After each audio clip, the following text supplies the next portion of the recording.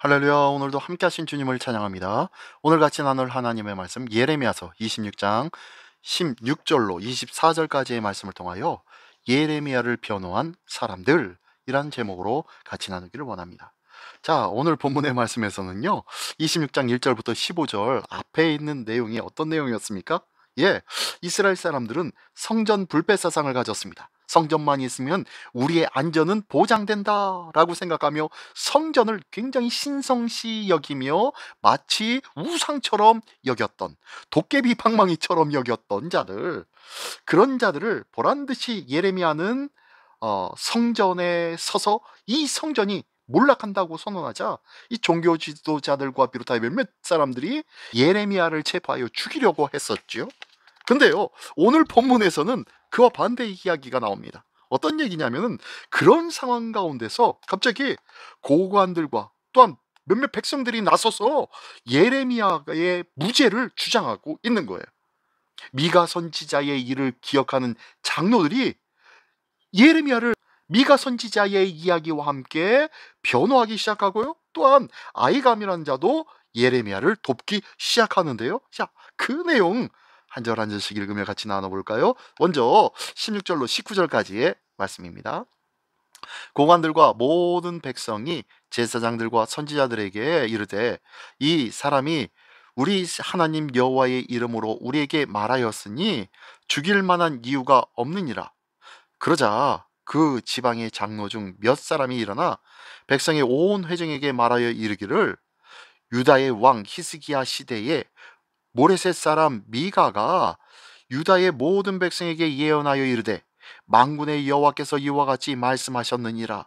시온은 밭같이 경작지가 될 것이며 예루살렘은 돌 무더기가 되며 이 성전의 산은 산당의 숲과 같이 되리라 하였으나 유다의 왕 히스기야와 모든 유다가 그를 죽였느냐? 히스기야가 여호와를 두려워하여 여호와께 간구하매 여호와께서 그들에게 선언한 재앙에 대하여 뜻을 돌이키지 아니하셨느냐? 우리가 이같이 하면 우리의 생명을 스스로 심히 해롭게 하는 것이니라. 네, 죄로 찌들어 있는 이 예루살렘에 축복과 긍정의 메시지를 선언하는 이들이 선지자로 칭송받던 시대, 그 시대에 이 예레미야는 이 성전의 심판을 선포하다가 거짓 선지자로 몰리고 있었습니다. 그러나 재판을 주관한 고관들은 대중의 기대와 부합한 말을 하느냐가 아니라 여호와의 이름으로 말하느냐로 선지자의 진정성을 판별해야 한다고 말합니다. 우리가 기대한 것만 하나님의 말씀이 아님을 기억하십시오. 여호와의 이름, 즉 하나님의 진정한 뜻과 말씀하신 그대로 전하고 있느냐? 그 전한 말이 우리의 생각과는 다를 수 있어요. 우리의 예상과는 다를 수가 있어요. 그러나 그 하나님의 말씀은 준엄하게 나타나고 보여지고 증거되어지고 현현되어진다는 것을 기억하시기 바랍니다.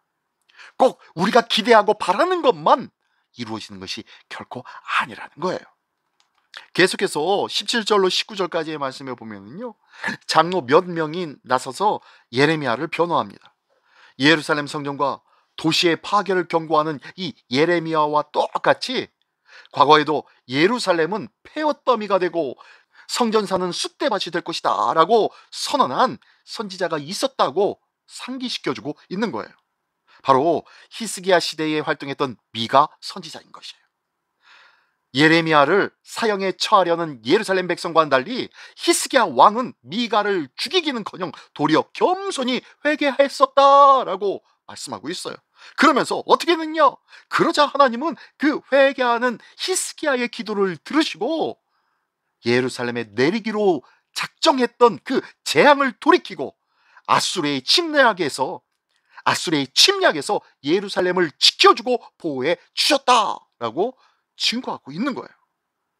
우리가 2달 동안 이제 예레미야서를 묵상할 겁니다. 계속요. 그러나 거북한 심판의 말씀들로 가득할 거예요. 꼭 기억하십시오. 너무너무 거북하게 그 심판의 메시지를 듣지만 마시고, 이 가운데에 있는 마치 히스기야를 구원하듯 우리를 구원하시려는 하나님의 마음이 있다는 것을 꼭 기억하면서 말씀 구절구절들을 기억하기를 원합니다. 하나님은 징계하시고 심판을 선포하셨지만 그 심판을 행하시려는 것이 목적이 아니라 그 심판 선포를 통하여서 많은 영혼들이 다시 주께로 돌아오게 되기를 간절히 바라고 바라는 마음으로 선포하고 있었다는 거예요. 오늘도 준엄한 하나님의 말씀에 우리의 삶이, 우리의 손과 발이 떨릴 만큼 두려울 때도 있지만 기억하십시오.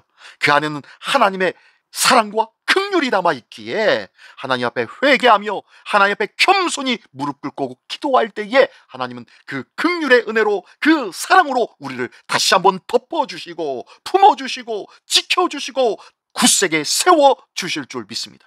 이것이 우리 하나님을 바라보는 소망의 사람들의 모습 아니겠습니까?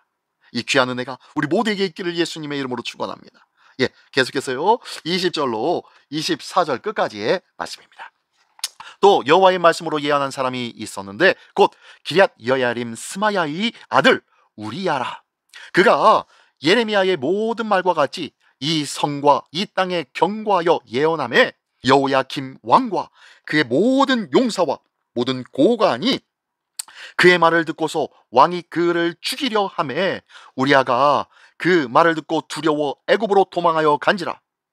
여호야김 왕이 사람을 애굽으로 보내되 곧 악볼의 아들 엘라단과 몇 사람을 함께 애굽으로 보냈더니 그들이 우리야를 애굽에서 연행하여 여호야김 왕에게로 그를 데려오매 왕이 칼로 그를 죽이고 그의 시체를 평민의 묘지에 던지게 하니라. 사반의 아들 아이감의 손이 예레미야를 도와주어 그를 백성의 손에 내어주지 아니하여 죽이지 못하게 하니라. 아멘. 20절로 23절까지의 말씀의 내용은 무슨 내용이냐면요, 히스기야 왕 때의 미가 선지자와 마찬가지로 여호야김 왕 때에 우리야라는 선지자 역시 예루살렘에 임할 심판을 선언했다고 말씀합니다. 그러면서 미가의 경고를 듣고 돌이킨 히스기야와는 달리 이 여호야김은 우리야를 애굽까지 추격하여 붙잡아 죽였습니다. 그러면서 그 이야기를 통하여 무슨 얘기를 합니까? 내 소망과 내 자존심에 손상을 입히는 말씀을 주실 때 히스기야처럼 반응해야 되는데 그리하지 아니한 여호야김 그 왕이 있었다 라고 말씀하고 있는 거예요. 그러므로 24절엔 뭐라고 얘기합니까? 24절의 말씀에서 보면요, 예레미야도 우리야처럼 예루살렘의 멸망을 선언했지만 처형당하지 않게 되는데요, 그것은 바로 이 사반의 아들 아이감이 예레미야를 보호했기 때문입니다.